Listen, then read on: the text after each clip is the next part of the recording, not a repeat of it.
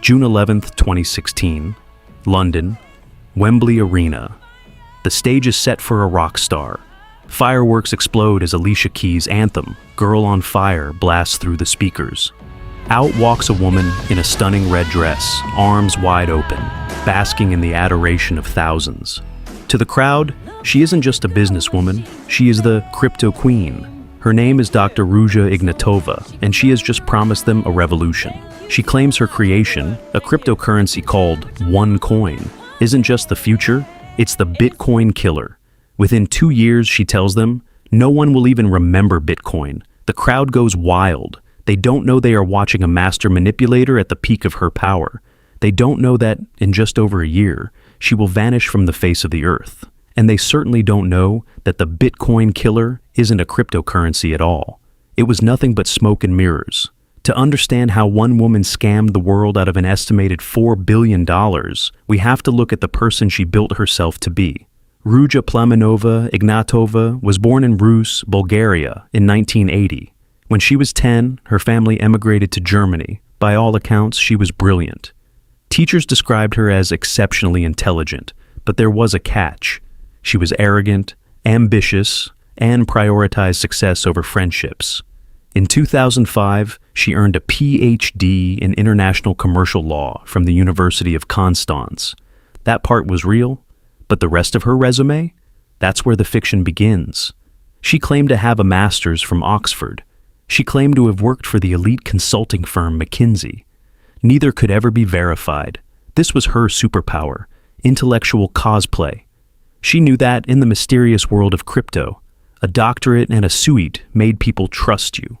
She was so convincing that in 2014, she spoke at an event hosted by The Economist and was named Business Lady of the Year in Bulgaria. But the pièce de résistance was the magazine cover.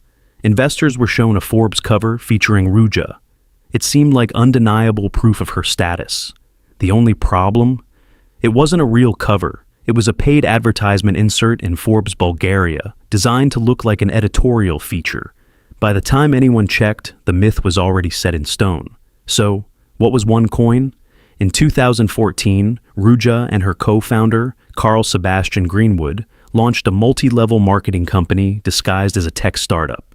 They didn't sell coins directly. They sold educational packages. You would pay anywhere from 100 to over 100,000 euros for a bundle that supposedly gave you the right to mine OneCoins. Here's the dirty secret the investors didn't know. There was no blockchain. In cryptocurrency, a blockchain is a public ledger that verifies transactions. It is transparent. OneCoin had no public ledger. It was just a database, an SQL database, controlled entirely by Ruja. They could print coins out of thin air. They set the price themselves. There was no mining, no technology, just lines of code in a back office. Ruja used the MLM structure to do the heavy lifting. Your friends weren't just investors, they were recruiters. You were incentivized to bring in your family, your neighbors, your church group. This created a cult-like atmosphere where questioning OneCoin meant questioning your chance at financial freedom. Sociologist Eileen Barker later described Ruja as a messiah. She had the props, the PhD, the Forbes cover, the private jets. And if you doubted her, you were told that the outside world was jealous.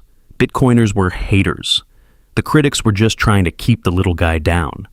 But by late 2016, the walls were closing in. Regulators in multiple countries started calling OneCoin what it was, a pyramid scheme. Investors grew anxious. The company kept promising to launch an exchange where they could cash out their coins, but it never happened.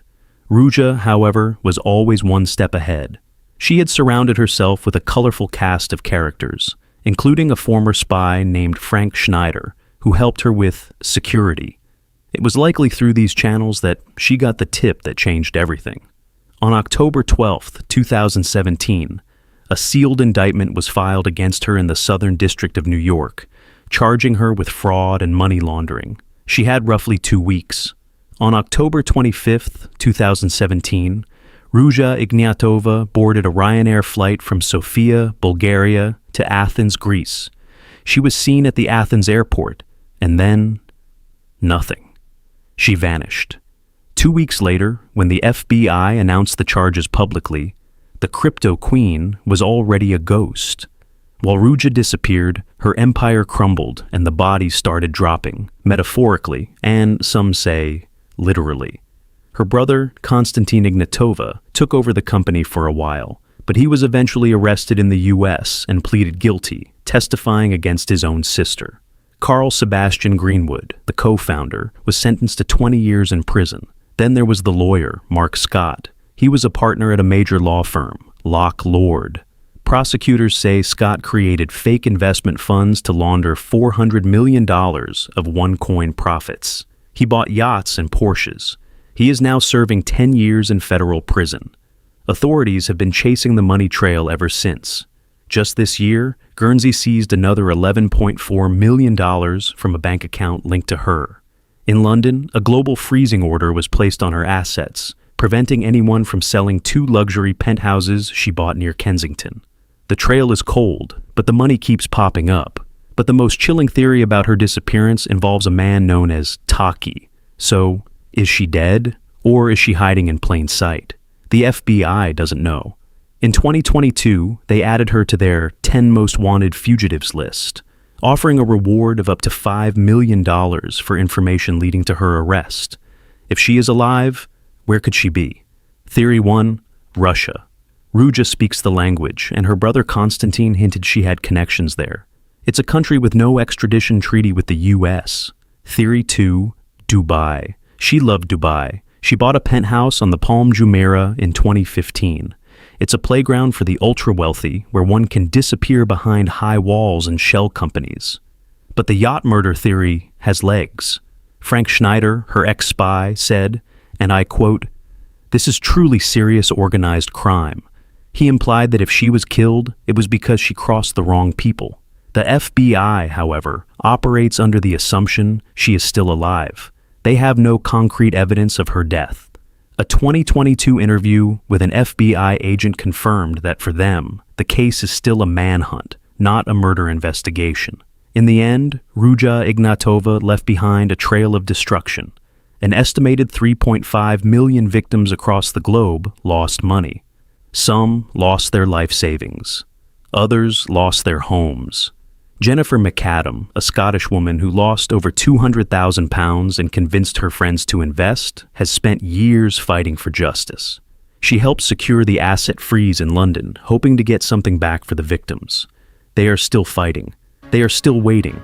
And somewhere out there, on a beach in a non-extradition country, or at the bottom of the Ionian Sea, the Cryptoqueen remains silent. Her story is the ultimate cautionary tale of the crypto boom.